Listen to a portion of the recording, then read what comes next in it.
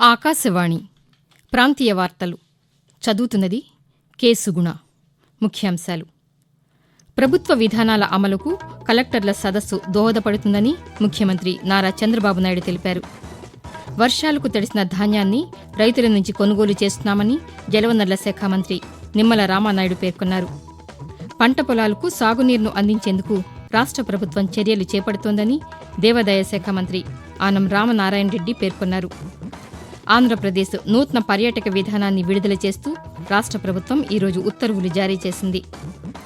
దీపం 2 పథకంలో భాగంగా ఇప్పటి వరకు 80 లక్షల మందికి పైగా ఉచిత సిలిండర్లు పొందారని రాష్ట్ర ప్రభుత్వం తెలిపింది. ఇక వార్తల వివరాలు: ప్రభుత్వ విధానాల అమలుకు కలెక్టర్ల సదస్సు దోహదపడుతుందని ముఖ్యమంత్రి నారా చంద్రబాబు నాయుడు తెలిపారు. అమరావతిలోని రాష్ట్ర సచివాలయంలో ముఖ్యమంత్రి అధ్యక్షతన కలెక్టర్ల సదస్సు ఈరోజు ప్రారంభమైంది. ఇందులో భాగంగా భవిష్యత్తు లక్ష్యాలపై కలెక్టర్లకు ముఖ్యమంత్రి దిశానిర్దేశం చేశారు. ఈ సందర్భంగా చంద్రబాబు నాయుడు మాట్లాడుతూ, మాక్సిమం ప్రాబ్లమ్స్ అన్ని ఎక్కడి నుంచి వస్తున్నాయో చూస్తే 60% ల్యాండ్ రిలేటెడ్. దీనికి ఒక చట్టాన్ని తీసుకొచ్చాం, ల్యాండ్ టైటిలింగ్ యాక్ట్ రద్దు చేశాం, ఇప్పుడు రెవెన్యూ సదస్సులు పెట్టాం. నేను ఒకటే మిమ్మల్ని కలెక్టర్స్ అందరినీ కోరుతున్నా, రెవెన్యూ సదస్సులు పెట్టి తూతూ మంత్రంగా చేస్తే మాత్రం సమస్య పరిష్కారం కాదు. ఏ సమస్య అయినా ఆ సమస్యకు పరిష్కార మార్గాన్ని మీరు చూపించాలి. సరైన మార్గంలో వెళ్లాల్సిన అవసరం ఉంది. కాగా ఈ సదస్సు రేపు కూడా జరగనుంది. ప్రజలకు సాయం అందించేందుకు రాష్ట్ర ప్రభుత్వం ముందుంటుందని జలవనరుల శాఖ మంత్రి నిమ్మల రామానాయుడు చెప్పారు. పశ్చిమ గోదావరి జిల్లా పాలకొల్లులో పేదలకు వైద్య సహాయంగా విడుదల చేసిన ముఖ్యమంత్రి సహాయ నిధి చెక్కులను మంత్రి ఈరోజు అందజేశారు. ఈ సందర్భంగా రామానాయుడు మాట్లాడుతూ, కూటమి ప్రభుత్వం రైతులు పండించిన ధాన్యాన్ని తనకు నచ్చిన మిల్లర్లకు విక్రయించే వెసులుబాటు కల్పించిందని అన్నారు. అకాల వర్షాలకు తడిసిన ధాన్యాన్ని కొనుగోలు చేసి రైతులను అన్ని విధాలా ఆదుకుంటున్నామని, కౌలు రైతులకు ఈ క్రాప్ నమోదు సౌకర్యాన్ని కల్పించామని మంత్రి పేర్కొన్నారు. పంట పొలాలకు సాగునీరును అందించేందుకు రాష్ట్ర ప్రభుత్వం చర్యలు చేపడుతోందని దేవాదాయ శాఖ మంత్రి ఆనం రామనారాయణ రెడ్డి పేర్కొన్నారు. శ్రీ పొట్టి శ్రీరాములు నెల్లూరు జిల్లాలోని సోమశిల జలాశయం పెద్ద కాలువను ఈరోజు ఆయన పరిశీలించారు. అనంతరం ఆయన పాత్రికేయులతో మాట్లాడుతూ, Anam Sanjeeva Reddy Somasila high level canal అనేటువంటిది ఇది ఒక చరిత్ర. మరిపాడులో మిగిలిపోతున్నటువంటి ప్రాంతం ఏదైతే ఉందో కంప సముద్రం రిజర్వాయరు, చాబోలు రిజర్వాయర్ కూడా నీటిని తీసుకెళ్లి అక్కడ నుంచి వింజమూరు మండలంలోని గుండెమడకల రిజర్వాయర్ కి నీరు తీసుకెళ్లాలని ఈ ప్రాజెక్టుని రూపకల్పన చేయడం జరిగింది. ఆంధ్రప్రదేశ్ నూతన పర్యాటక విధానం 2024-29ని విడుదల చేస్తూ రాష్ట్ర ప్రభుత్వం ఈరోజు ఉత్తర్వులు జారీ చేసింది. వచ్చే సంవత్సరం మార్చి 31తో పాత పర్యాటక విధానం ముగుస్తున్న దృష్ట్యా నూతన పర్యాటక పాలసీని ప్రభుత్వం రూపొందించింది. పర్యాటక రంగానికి పరిశ్రమ హోదా కల్పిస్తూ స్వర్ణాంధ్ర టూరిజం పాలసీ 2029ని రూపొందించారు. రాష్ట్రంలో పర్యాటక అభివృద్ధి, ఆర్థిక పురోభివృద్ధికి ప్రోత్సాహం, ఉద్యోగాల కల్పన, సాంస్కృతిక మార్పిడి సులభతరం చేసేలా నూతన పర్యాటక విధానం, విధి విధానాల రూపకల్పన చేసినట్లు ప్రభుత్వం తెలిపింది. మహాత్మాగాంధీ జాతీయ గ్రామీణ ఉపాధి హామీ పథకం కింద ఈ ఆర్థిక సంవత్సరంలో ఈ నెల 5వ తేదీ వరకు ఆంధ్రప్రదేశ్కు వేతనాలు, సామగ్రి, పరిపాలనా వ్యయం వంటి విభాగాల కింద 7,282 కోట్ల 41 లక్షల రూపాయల నిధులు విడుదల చేసినట్లు కేంద్ర గ్రామీణాభివృద్ధి శాఖ సహాయ మంత్రి కమలేష్ పాస్వాన్ లోక్సభలో తెలిపారు. ప్రముఖ స్వాతంత్ర్య సమరయోధులు, పత్రికా సంపాదకులు, తమిళ రచయిత సుబ్రహ్మణ్య భారతి జయంతి ఈరోజు. 1882వ సంవత్సరం డిసెంబర్ 11వ తేదీన తమిళనాడు రాష్ట్రం తూత్తుకుడి జిల్లా ఎట్టాయపురం గ్రామంలో ఆయన జన్మించారు. ఆయన తిరునల్వేలి, వారణాసి పట్టణాల్లో విద్యాభ్యాసం చేసి పాత్రికేయ రంగంలో ప్రవేశించారు. స్వాతంత్ర్యోద్యమంలో చురుగ్గా పాల్గొన్నారు. బ్రిటిష్ వారి దాస్య శృంఖలాల నుండి దేశ విముక్తి కోసం అందరూ కృషి చేయాలని తన రచనల ద్వారా ప్రజలలో దేశభక్తిని కలిగించిన సుబ్రహ్మణ్య భారతి 1921 సెప్టెంబర్ 12వ తేదీన తుదిశ్వాస విడిచారు. కాగా ప్రధానమంత్రి ఈరోజు ఢిల్లీలో సుబ్రహ్మణ్య భారతి రచనల సంకలనాన్ని ఆవిష్కరిస్తారు. దీపం 2 పథకంలో భాగంగా ఇప్పటి వరకు 80 లక్షల మందికి పైగా ఉచిత సిలిండర్లు పొందారని పౌర సరఫరాల శాఖ మంత్రి నాదెండ్ల మనోహర్ తెలిపారు. ఇందులో 62,20,000 సిలిండర్లు పంపిణీ చేశామని, లబ్దిదారుల ఖాతాల్లో 463 కోట్ల 82 వేల రూపాయలు జమ చేశామని వివరించారు. ఈ మేరకు ఒక ప్రకటన విడుదల చేశారు. సిలిండర్ బుక్ చేసుకున్న వెంటనే పట్టణ ప్రాంతాల్లో 24 గంటలు, గ్రామీణ ప్రాంతాల్లో 48 గంటల్లో ప్రజలకు అందిస్తున్నట్లు పేర్కొన్నారు. అనంతరం 48 గంటల్లో రాయితీ నగదు జమ చేస్తున్నట్లు వివరించారు. ఏదైనా సమస్య ఉంటే 1967 టోల్ ఫ్రీ నంబర్కు ఫోన్ చేసి ఫిర్యాదు చేయవచ్చని సూచించారు. ఆకాశవాణి ప్రాంతీయ వార్తలు వింటున్నారు.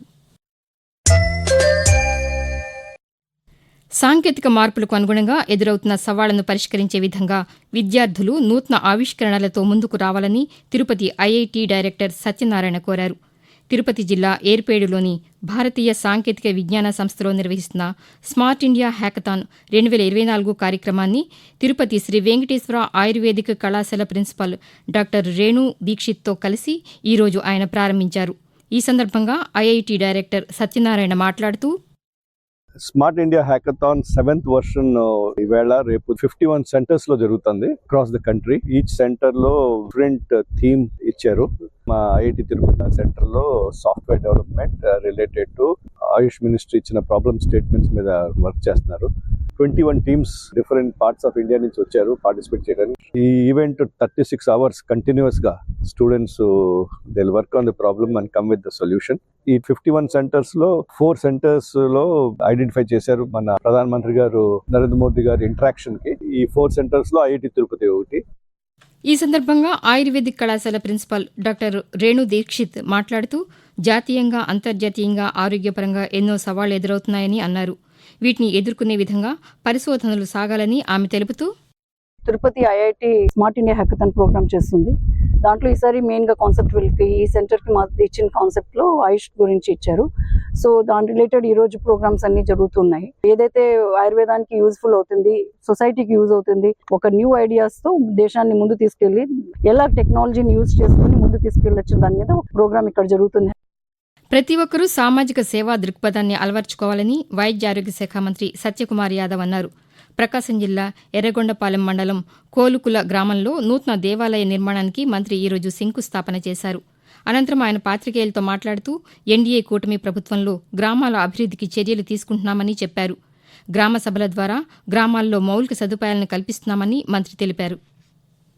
భారత రాష్టపతి ద్రౌపది ముర్ము ఈ నెల 17వ తేదీన మంగళగిరిలోని అఖిల భారతీయ వైద్య విజ్ఞాన సంస్థ ఎయిమ్స్లో జరిగే ప్రథమ స్నాతకోత్సవం కార్యక్రమంలో ముఖ్య అతిథిగా పాల్గొంటారని ప్రభుత్వ ప్రధాన కార్యదర్శి నీరబ్ కుమార్ ప్రసాద్ తెలిపారు.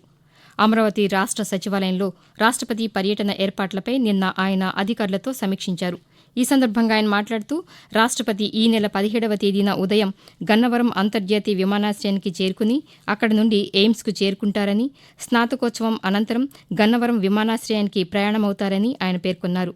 పర్యటనకు విస్తృతమైన ఏర్పాట్లు చేయాలని సంబంధిత శాఖల అధికారులను ఆదేశించారు. రాష్ట్రంలో అర్హులైన వారందరికీ సంక్షేమ పథకాలను అందిస్తామని ఆంధ్రప్రదేశ్ సాంఘిక సంక్షేమ శాఖ మంత్రి డోలా శ్రీ బాల వీరాంజనేయ స్వామి తెలిపారు. విజయవాడలోని వరలక్ష్మీ నగర్లో నూతనంగా నిర్మించిన సామాజిక భవనాన్ని మంత్రి నిన్న ప్రారంభించారు. ఈ సందర్భంగా ఆయన మాట్లాడుతూ, రాష్ట్రంలో 340 కోట్ల రూపాయలతో నూతన ప్రభుత్వ సంక్షేమ వసతి గృహాలను నిర్మిస్తామన్నారు.